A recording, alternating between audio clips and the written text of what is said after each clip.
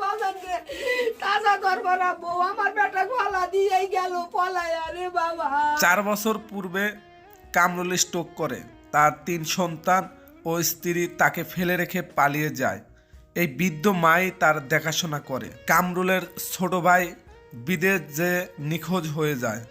তার স্ত্রী অন্য জায়গায় দ্বিতীয় বিয়ে করে। তার 2টা মেয়েও এই বৃদ্ধ মাই দেখাশোনা করে। একলা মানুষ 3 জনের দেখাশোনা করতে গিয়ে নিজেই যেন অসুস্থ হয়ে পড়ে। দেখলা যে সামান্য খাবার গরম করে তাই আমি বেটা খিলাইলাম, তাহলে আমি তোর হুন্তিকা খাইবার পারলাম না।